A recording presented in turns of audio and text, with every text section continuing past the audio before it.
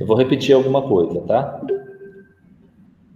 Galera, na aula de hoje, eu vou revisar o conteúdo de box plot e distribuição normal de frequência. Eu vou ocupar o mesmo exercício, que ele trata do comprimento de algumas hastes, para trabalhar essa parte da estatística. Para isso, no exemplo que eu trouxe, nós temos comprimentos que variam de 860,41 até 1214,08, beleza? Unidades de medida. Para fazer o box plot, nós precisamos de alguns elementos, como, por exemplo, a mediana, a média e os quartis. Como aqui dentro não apareceu os quartis, a gente precisa calcular o quartil com a mão. Então, vamos lá, igual, a gente coloca quartil,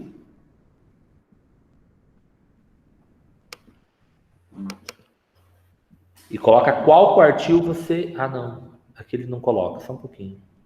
A matriz, olha aqui, ó, quartil, seleciona a matriz dos dados, que é essa, coloca um ponto e vírgula e escolhe qual quartil você quer calcular. Eu quero o primeiro quartil. Então tá ali, o primeiro quartil é 940,5675. O segundo quartil nós já temos, que é a mediana. A mediana é o valor que divide exatamente ao meio. Então agora eu preciso calcular o terceiro quartil, para que eu possa construir o box plot. Então eu venho aqui igual, eu coloco aqui quartil, escolhe o segundo, seleciona a tabela, ponto e vírgula, terceiro quartil, fecha parênteses. Ali o primeiro quartil 940,56 e o terceiro quartil 1089,68. Observa que o primeiro quartil ele é maior do que o mínimo e o terceiro quartil é menor do que o máximo.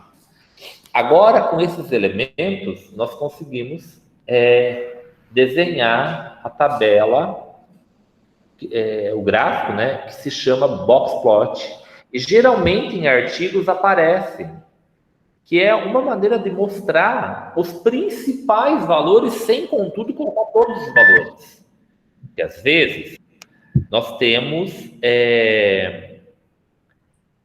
muitos dados, 1000 dados, 500 dados. Então você coloca os principais. O leitor, quando ele vai observar um gráfico com box plot, ele vai ter uma ideia que existe uma quantidade de elementos X, porque você vai dizer, né, que na pesquisa foram levantados 1000 dados, foram elencados 1000 dados, e lá você vai colocar os valores principais, que é o mínimo, o máximo e os quartis. Então, a pessoa vai saber que dentro de cada quartil tem 250 elementos. Matheus, compartilha a tua tela de novo, por favor.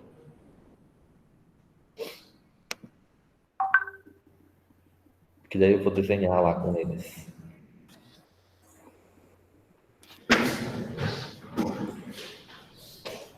Qual que é essa, Matheus? Essa?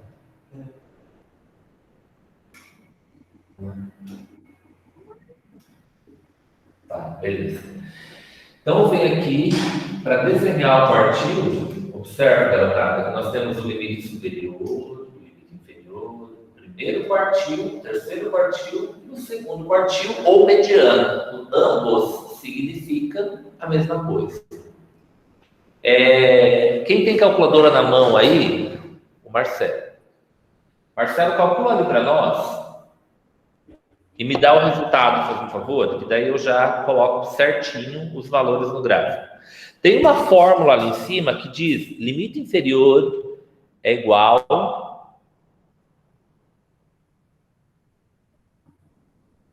Limite inferior, máximo, mínimo. Aqui nessa tela? Isso. Calcula O na Q1 mão. menos 1,5, Q3 menos 1, Q1. Isso. Depois a gente calcula no Excel, se quiser, tá? Mas agora calcula na mão aí. Tá. É só montar a fórmula no Excel e calcular no Excel, ou fazer na Sim, mão. eu vou fazer isso.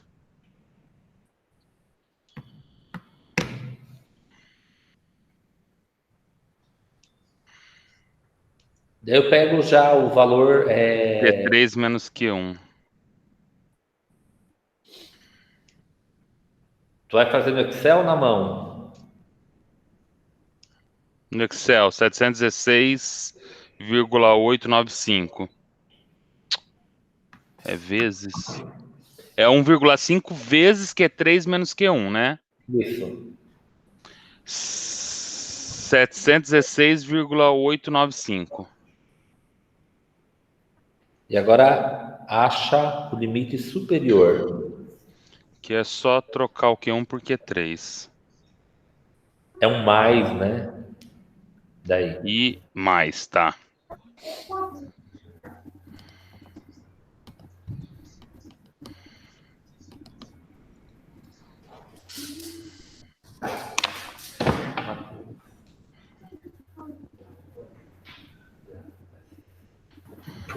Eu encontrei 1.313,355. Deu quanto? 1.313,355. Beleza. Garotada, nós temos os valores ali, o Q1, o Q2, o Q3, 300. limite inferior e superior é calculado. Então, para montar o box plot, vocês vão ter que montar uma caixa, vocês vão verificar que a média e a mediana elas são próximas. Então, está aqui a mediana, beleza? Se ela fosse menor do que a média, então vocês vão traçar mais para baixo, e assim você vai ter esse eixo aqui central mais para baixo ou mais para cima. Então aqui vai ser o valor da mediana que nós calculamos, que é o segundo quartil, que é 1017,61. Nós temos aqui o primeiro quartil, perdão, que ele é 940,56, 940,56.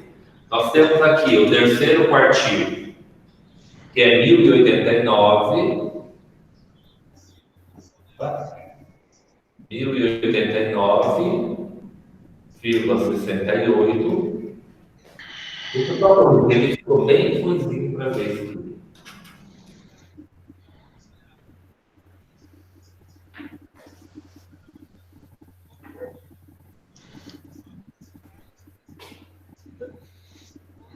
B45, B40. E nós temos o limite superior que vocês calcularam, que ele é 1.313,35, e o limite inferior, que é 717,89. Esses valores eles não precisam estar na tua amostra. Por quê? É um valor que garante que todos os elementos da tua amostra estejam dentro dele. Beleza? Beleza, crianças? Para a gente enxergar um pouco melhor, eu trouxe o gráfico pronto aqui. Ó. Altura das hastes, box plot. Então, olha, o limite inferior ali deu um pouquinho diferente. Depois a gente vai lá e dá uma olhada.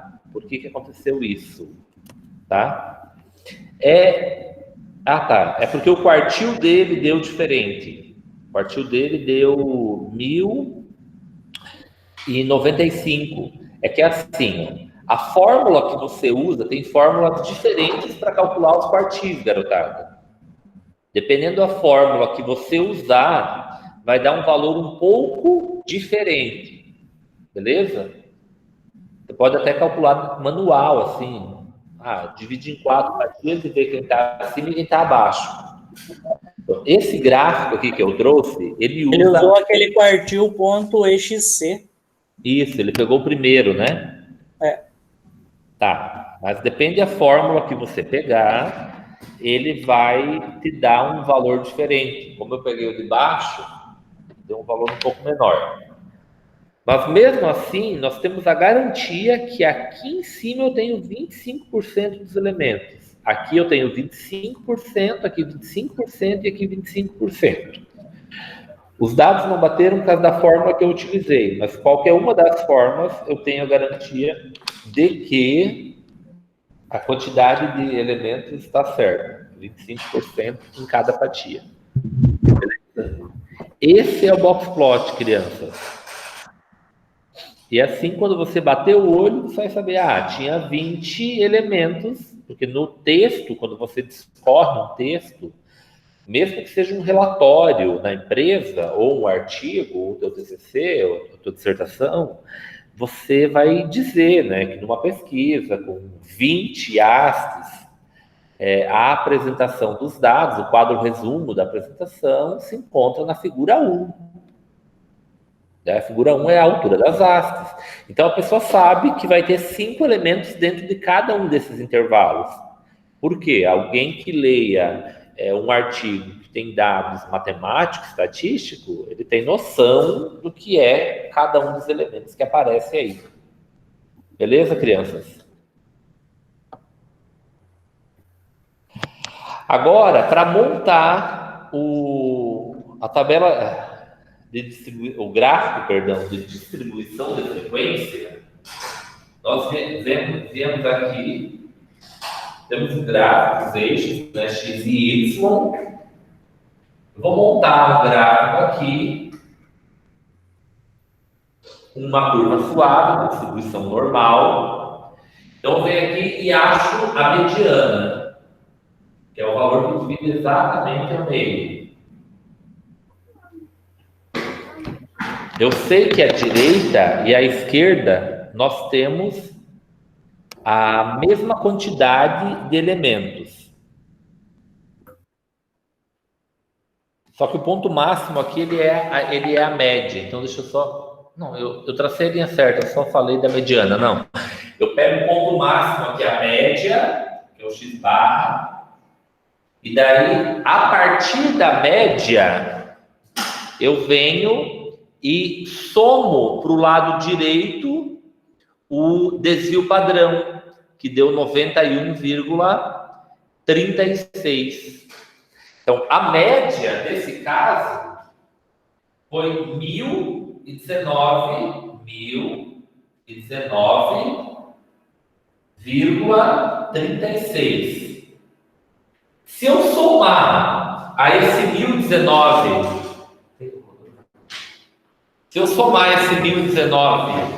com o desvio padrão, que é 91,36, vai ficar 119 mais 91,36, vai ficar aqui, vou colocar um pouco para cá, 1.110,72. Daí eu venho para o outro lado e diminuo o desvio padrão. Então, vou ter aqui do lado. Só um pouquinho. 1019, perdão, 36. Menos 91,36. 928. É isso? Com isso, garotada, somando o desvio padrão para a direita e para a esquerda, da média, nós temos a certeza que a quantidade de elementos que estão aqui dentro é correspondente a 80% dos valores da minha amostra. Claro que ali eu exagerei. Na realidade, esses valores eles vão estar mais perto aqui, vão estar mais ou menos aqui. Tá? O gráfico é só ilustrativo aí, porque se eu somar 2 vezes o desvio padrão para a direita ou 2 vezes o desvio padrão para a esquerda, diminuir, nós teremos 93% dos valores ali dentro. Com isso, a gente conclui que o desvio padrão também serve para colocarmos os valores num gráfico que fica resumido, sintetizado e de um entendimento facilitado. Eu olho ali, eu sei que entre o 928 e o 1110 tem 80% dos valores, ou seja, aproximadamente 16 elementos, medições, estão aqui dentro desse intervalo que varia de 928 a 1110. Alguma pergunta, garotada? Não, tranquilo. Então, o boxplot ele pode ser útil, depende do tipo de resposta que você queira dar no seu trabalho. O gráfico de distribuição de frequência também ele pode ser muito útil, porque ele vai agrupar ali soluções acerca daquilo que você coletou e tratou estatisticamente. Qual ferramenta você vai utilizar depende da resposta que você queira dar. A gente não usa todos. Você vai pegar a estatística e vai rodar, vai ter várias tabelas. A estatística descritiva, geralmente, a gente não apresenta, porque eu utilizei a estatística descritiva para criar esse gráfico aqui. E é esse gráfico que eu vou apresentar, em que eu tenho a média e o desvio para cima e para baixo da média. Que desviando a média com o valor do desvio padrão para a direita e para a esquerda, nós temos um agrupamento de aproximadamente 80% dos elementos. E no boxplot, nós temos uma distribuição em fatias de 25% da quantidade de elementos analisados. Então, eu sei que tantos estão abaixo daquele valor que é mediana, tantos estão acima e assim vai. Com isso, eu não preciso ficar apresentando muitos valores. Não interessa a quantidade de elementos que a minha pesquisa tem. Eu consigo resumir de uma maneira que fica de fácil entendimento. Aqui, nós conseguimos calcular a área dessa figura, desse gráfico, com integrais. Porém, a fórmula para calcular a área dessa figura, que a área vai também nos dar a quantidade de elementos que tem aqui embaixo. Vai me dar uma integral que ela não é algébrica, é uma integral numérica. Para resolver essa integral numérica, a gente precisa estudar séries de potência ou algum software matemático que permite calcular a área, tipo... Como é o nome dos negócios que vocês usam lá, Matheus? Para calcular integrais? Tem lá que os alunos... Não sei porque eu não uso, mas tem algum software que os alunos utilizam para calcular. Tem um outro lá que a molecada... Não, um nome de alemão lá estranho. É o quê? Não é Wolfgram? Wolfgram, tem um. Tá, mas tem vários. O Matheus já falou o nome de 4, 5. Para calcular essa área aqui, a área de uma figura, ela vai representar diferentes elementos. Depende daquilo que eu estou estudando. Por exemplo, a área desse gráfico, ela vai representar a quantidade de elementos que estão ali dentro. Se fosse eletricidade, ia me dar a corrente elétrica, a tensão, a voltagem. Então, depende do quê? A função vai determinar o que essa área significa. Beleza, crianças? Não vou trabalhar integrais com vocês, mas a título de conhecimento, nesse caso, existe uma fórmula para calcular a área. E a área vai representar a quantidade de elementos que estão entre o desvio padrão somado pela direita e pela esquerda. Observa aqui, ó, crianças, que eu tenho um gráfico bonito. Observa que nesse gráfico eu coloquei outros valores aqui. Eu coloquei mais 2 alfa, menos 2 alfa, mais 3 alfa, e assim vai. Então, eu tenho a média aqui no meio, esse Mi aqui é a média, o Mi é a média, e se eu somar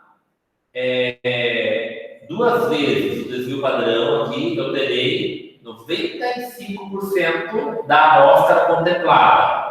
Ela está me enganando, não é 80%, é 68,26%, tá? Me enganei aqui, ó. Eu tenho a garantia que se eu somar a sigma, agora não sei se é sigma, ou diminuir sigma, eu vou ter 68% da minha amostra representada, beleza? 68%. Então eu coloquei depois eu vou fazer um print, vou gravar, perdão, isso aqui e vou mandar para vocês. Mas vocês conseguem observar que o desvio padrão sendo somado, ou seus múltiplos sendo somados e diminuídos a partir da média, vai me dar uma porcentagem de elementos que estarão contidos ali dentro. Se eu utilizar a integral e calcular a integral daqui até aqui, por exemplo, o resultado vai me dar 99,76% dos elementos. Como nós temos poucos elementos, é só 20 elementos, nesse caso, esses valores quebrados ali não vão ter tanto significado. Vou arredondar para cima ou para baixo, porque o valor também vai dar quebrado. Agora, se eu tivesse 1000 dados, então 99,76 daria 997 elementos. Então tem mais sentido essas porcentagens truncadas quando eu tenho um número maior de elementos da minha amostra. Garotada, alguma pergunta? Matheus, para de compartilhar, que eu vou compartilhar outra tela com eles. Tranquilo. Até agora, né? É. Com você explicando, fica tudo fácil. Tá, agora olha aqui, crianças. Não era o que eu queria mostrar para vocês, mas eu vou mostrar. Vou aproveitar que vocês estão aqui, vou mostrar esse, porque eu acabei que não encontrei outro. Mas eu vou mostrar esse aqui para vocês terem uma ideia do que eu estou falando.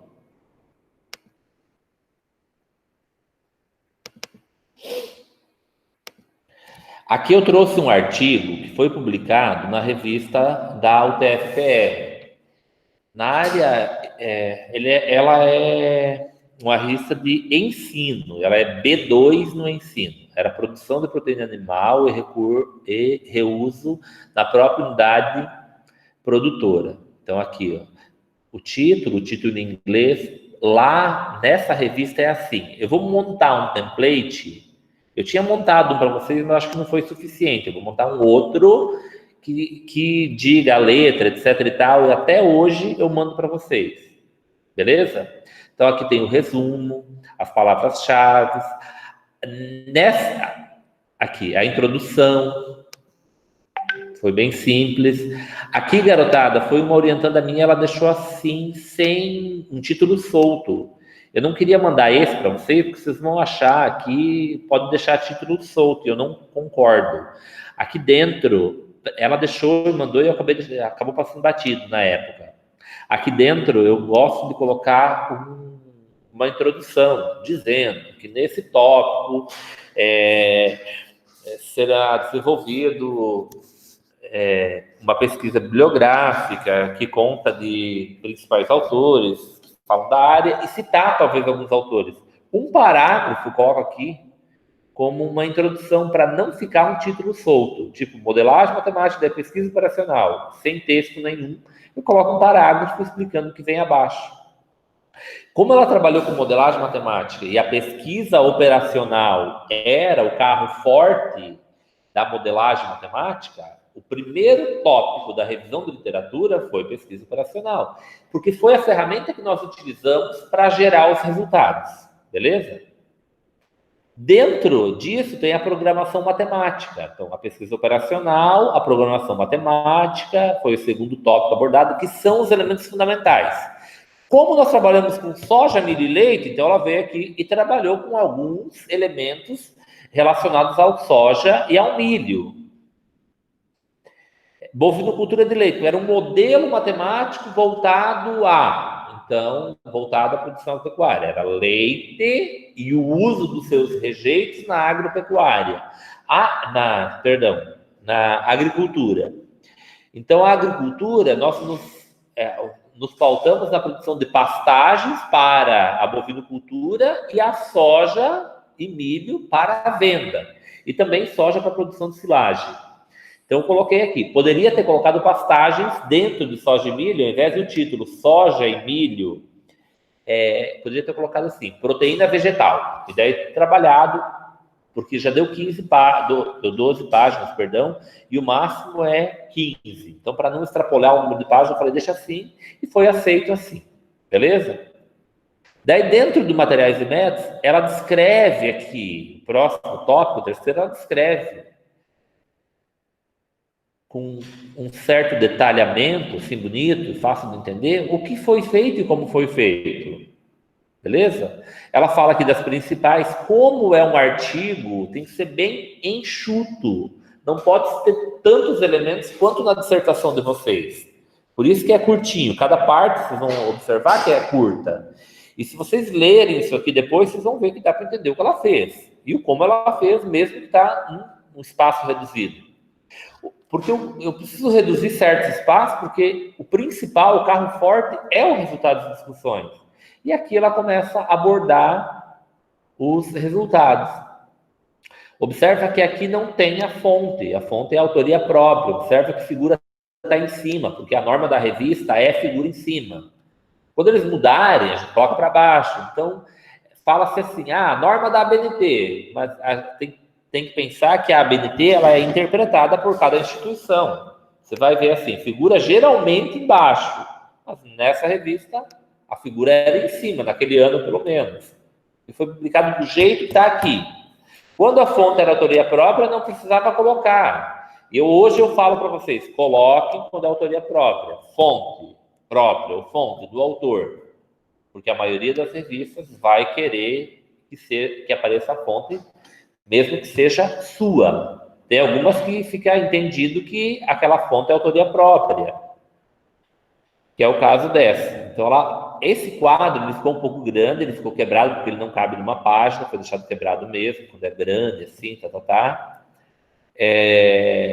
porque ele apresenta muitos resultados. Acabamos deixando aqui porque era muito importante esse quadro resumo, porque foi aqui que nós comparamos a maximização do resultado econômico mensal, quando você vai lá no agricultor, quando o agricultor ele quer uma estabilidade de renda e para todos os meses, por exemplo, o agricultor ele é descapitalizado, então você vai trabalhar a maximização do resultado econômico mensal, porque ele vai pegar o pior mês e vai elevar esse pior mês, fazendo com que o agricultor tenha uma melhora nos piores meses e uma estabilidade em relação aos demais. Então, no montante do final do ano, somando todos os meses, provavelmente ele ganha menos do que aqui no resultado econômico anual. Mas ele tem certeza que ele vai ganhar, assim, 5 mil por mês, por exemplo. A menos que dê uma crise hídrica, algum fator ali da natureza que foge ao controle. Mas se tiver tudo normal, ele sabe, eu vou ter 5 mil, por exemplo, de renda por mês. Quando ele maximiza o resultado econômico anual, podem existir meses de negatividade. Por exemplo, na época do plantio, se ele levar em consideração que ele vai plantar e vai pagar do bolso dele, ele não vai ter entrada do dinheiro, muito provavelmente, que supram essa injeção de dinheiro que ele vai ter na época do plantio. Em contrapartida, na época da colheita, se ele vender ali, ele vai ter uma entrada muito grande. Então, o que ocorre, que é o que ocorreu dentro desse modelo aqui, deixa eu ver se é esse aqui, que... Só um minutinho, criança. Não, aqui é a produção do leite. Eu não tenho o gráfico aqui do resultado econômico. Mas o que acontece no resultado econômico é que nos meses, não é esse gráfico, mas eu vou usar ele. Na maximização do resultado econômico mensal, ele teve uma estabilidade de renda, ele ganhou sempre a mesma quantia. E no anual subiu, desceu, então teve oscilações maiores. Mas no tocante à soma total, observa que ele teve aqui, 11 mil 586 na maximização do resultado econômico mensal.